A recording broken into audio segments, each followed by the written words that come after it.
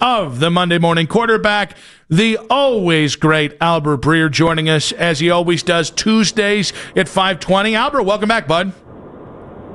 So it's not a Shedeur Sanders conversation anymore. It's a Dylan Gabriel conversation. Is that right? It's a Dylan conversation for now, but don't you worry. There's a Shedeur conversation to be had. Yeah. Anyway, I didn't think that's how you guys would be coming out of the win against a really good Packers team, but here we are. So I actually do want to ask you about that, because going into the game on Sunday, there had been a local report that the Browns had actually spent Monday of last week considering benching Joe Flacco for Dylan Gabriel. And now, Joe, we've got a great win, by the way. We appreciate that win. Joe was not a big part of the win, as they kind of won in spite of Joe. How close do you think the Browns have actually gotten to benching Joe Flacco from this point? I don't think it's gotten that close. The sense I got through camp and into the beginning of the season was that Joe was light years ahead of the other two, and Dylan was significantly ahead of Shedeur. So I mean, has Dylan closed that gap? I certainly think it's possible. I know they felt at the beginning of the season, and the way it was explained to me was we would feel comfortable putting Dylan in a game right now, which is part of what gave you the freedom to move off of Kenny Pickett. But I think as long as they're in the hunt, and at 1 and 2, they're still in the hunt. I think you go with what you know. You go with Joe Flacco. But I think a lot of people look at this the wrong way. It's not the quarterback in a vacuum. It's how much of the offense is the quarterback going to be able to run, and how does that open up things for the other 10 guys in the huddle? And Joe, I think, is still at the highest level when it comes to that, as far as how much of the offense they're able to run, how open the playbook is when he's in there. What would the leash, Albert, be for Joe Flacco? And is there a perfect transitional time in this schedule? You get the Vikings after the Lions, and obviously that's overseas in London. You come back to the States to play the Steelers, and then things get a little softer. Dolphins, Patriots, Jets. What's your take on a potential transition from Joe Flacco to Dylan Gabriel as far as the timeline goes? I think that all depends, Daryl, on what the record is. And I know that's probably oversimplifying it, but if you're 4 and 2 with Joe Flacco as your quarterback, then there's going to be no need to make a change. If you're 1 and 5, well, now we're talking about something else. And I think there's 2 reasons why you would make that move. Number one, you need a spark, and the team is struggling in one way or another. You think Dylan Gabriel can come in and give you that spark. That's number one. Number two is because you want to get an evaluation on the young guys, and that one to me is veterans will understand that when you're out of the race, right? If you want to keep the guys locked in, you aren't going to do that while you're still in the hunt. And so, I think the evaluation period's a little bit later in the year, and seeing what you have in your roster. And again, all these guys weren't born yesterday. They're not 8-year-olds. You know what I mean? They understand when the time comes that the coaches, the front office, they have to evaluate what they have and their young players. But you can't do that while you still got a lot going on if the player at that position is playing at a relatively high level. And so, I think if Dylan closes the gap on Joe enough where you think Dylan can give you a spark, then that's one thing. I'd say at the end of camp, he had a ways to go to prove he could do that. But they did feel by the middle of the year, they'd be comfortable starting him in a game. So maybe you're eventually getting there, but otherwise, if it's an evaluation thing, I think you're waiting a little bit longer. Albert Breer on the Fan Hotline here with Nick Wilson and Daryl Ryder, getting you ready. We're still enjoying the Green Bay win, but getting you ready as we turn the page to Detroit starting tomorrow. But considering that, I think not only did this shock the football world, I think given where the Browns were entering the fourth quarter, they might also be a little shocked they got that win and how they got that win. How much does this one win against Green Bay change things for the Browns and what they're trying to do? I mean, it definitely gives you, a little more energy and a little bit of a proof of concept here that some of the things he's been doing are working. I certainly think, if the Browns are going anywhere, if they're going to be playing meaningful football in December, I think we all know this. The rookie class is going to have to be a big part of it. And I think you've gotten really encouraging signs of late that could happen with, I think how Mason Graham's played, how Carson Schlesinger's played, and then what Quinshon Judkins did for the run game there against the Packers. So I think you have a little hop in your step now, and again, this isn't going to get easier over the next few weeks. They got a difficult road to hoe. They got that trip to London wedged in there. But I do think now you're at the point where it's I think we all looked at that 6-game stretch to start the season, and it was I don't know how they're not going to go 0-6. And now we know they've already avoided that, right? So where's the next step? What do they look like against Detroit?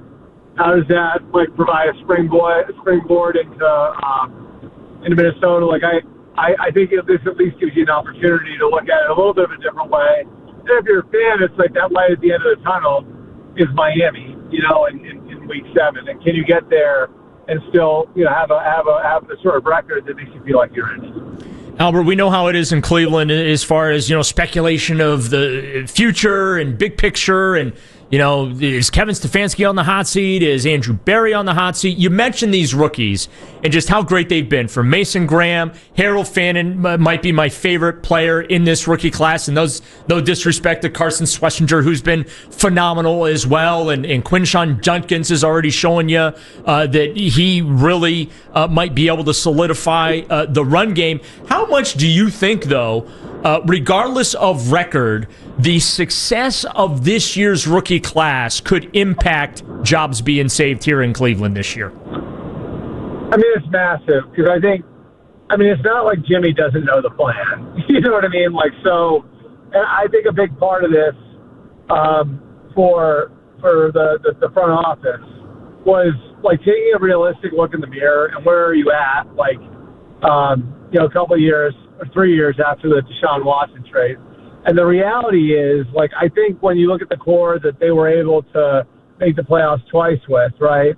Some of those guys are getting older. Miles Garrett, Denzel Ward, Joel Bitonio, some of the guys are obviously gone now. Guys like Amari Cooper. So, there was a void there as far as where's the young core coming up that's eventually going to replace those guys, right? That's going to be the basis of the next era of Browns. And their inability to put together the sort of group that could become that, I think is part of the cost of doing the Deshaun Watson trade. You didn't have a first-round pick in 22, 23, 24, and those guys should be the core of your team now. And they're not there, and you didn't get anything from the Watson trade either. So you look at the result of that, and it really hurts. And I think that's why the plan was Travis Hunter's great, but we need a lot of young players. We need to be able to put multiple young players on the roster and start to put together a good young nucleus that we're going to be able to build around going forward. So it's this draft and it's next draft. I think, this 2-year stretch is going to be really critical to the survival of the guys in the building long term. No doubt about it. And that's part of the plan. And like I said, Daryl, Jimmy knows that plan. So I think he's going to have patience, and it's not just going to be about the win-loss record. It's going to be about the development of the team going forward. And I think, the promise of the guys you mentioned is certainly a good sign that what Andrew Berry, Kevin Stefanski, and everybody else put together there in the offseason is working.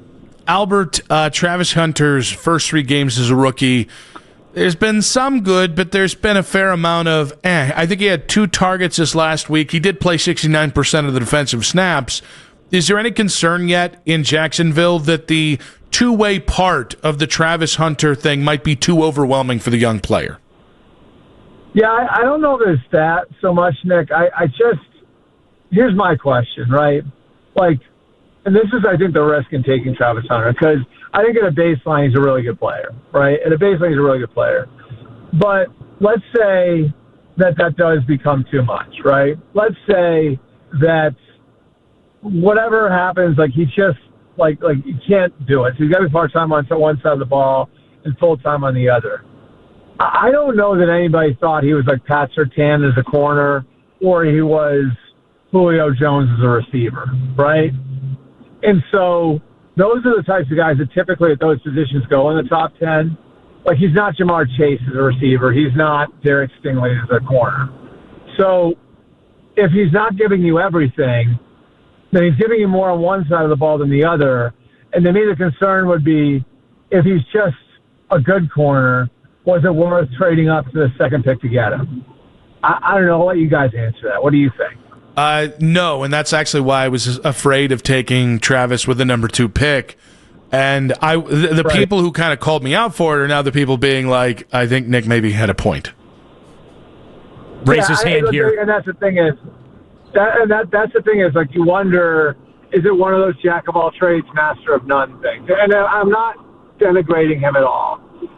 What he pulled off in college was freaking unbelievable. And, like, maybe we'll never see it again. And I just think, like, the mental, physical, like the endurance it takes, the focus, the football IQ to do what he did in college is just off the charts, right? So you give him all the credit in the world for being that and doing that. But if you're talking about a guy that you're going to trade up to the second overall pick and give up a future one to go and get, I mean, I just think about, like, the types of guys that go second overall that aren't quarterbacks, right? I mean, they're almost all just freaks of nature. And I don't know. I'm just not sure. Like, you look at Travis Hunter, and if in a vacuum you were just drafting him as a receiver or you were just drafting him as a corner, he would have looked at it that way, right? And that to me was the risk of taking him so high. Albert, if either Dylan and or Shedeur plays this year and neither guy makes an impact, it sure looks like 2026 is where the Browns are going to be going for a quarterback. What are you hearing about the 2026 class? I was scared for a minute, but Fernando Mendoza made me very happy this weekend. Yeah, I just don't think anybody's fully shown. I look, like, you know, I follow this stuff closely enough to have, like, the context of, like, the guys who before the year were like, yep, that guy's going to the top 10 and they outserve, right? And so, like, that's not even Jaden Daniels. Jaden Daniels wasn't seen that way coming in. He played his way into being the second overall pick. Drake May was. Caleb Williams was. Trevor Lawrence was. Joe Burrow wasn't, right? Justin Herbert was. So, you know, I would put the guys in this year's class, the half dozen of them, whatever that number is, in that second category where it was like, this guy could be a high first-round pick, but we're not quite sure yet. Like, we need to see a little bit more. So I think that's where Nussmeier was coming in the year. I think that's where Sellers was. I think that's where Aller was. Like, I think for all of these guys, that's the way they were seen coming into the season. And look, like, September's not even over yet. So we'll see what happens the rest of the year. But I don't know that anybody's really stood out to the point where you're looking at him and saying, yeah, like, that's the guy. That guy's definitely going top 5. I don't think we're there yet. Hey, Albert, who's in bigger trouble, the 1-2 Ravens or 1-2 Chiefs? Neither. I think they're both going to be there at the end. I mean, that's a good Lions team that the Ravens lost to, and then they were the victims of a miracle comeback against Buffalo. You guys saw firsthand how good they are, yeah. Right? The Chiefs are banged up. I mean, I think if you ask me on paper, like who's like more at risk right now, I'd probably say the Chiefs. I think they're in a tougher division, and like I think the injury stuff might not resolve itself. So like, can Xavier Worthy stay healthy? Can Hollywood Brown stay healthy? Rashee Rice has been injured. What does he look like when he gets back? But you know, I think on paper you look at the Chiefs, you could say, well, Rice was going to be their best receiver all along. He's back after 6 weeks. He'll be healthy. Worthy comes back. You hope he can stay healthy. Josh Simmons is a rookie at left tackle. Presumably, he'll be a lot better in week 10 than he is now, you know? So you see these things where it's like, by midseason, they should be all right. And the Chiefs, I think, are one of those teams that has a way of working things out over the course of the season, figuring out what they're good at, and then leaning into that. So I think both of them are going to be there in the end. I'd say if there was one team I was a little more worried about, it might be the Chiefs, just because there are a few more ifs with them, but I think they're both going to be there at the end. All right, speaking of potential panic, Bill Belichick, he lost to TCU, okay. Then, 3 weeks later, he gets waxed by Central Florida, a juggernaut, I know.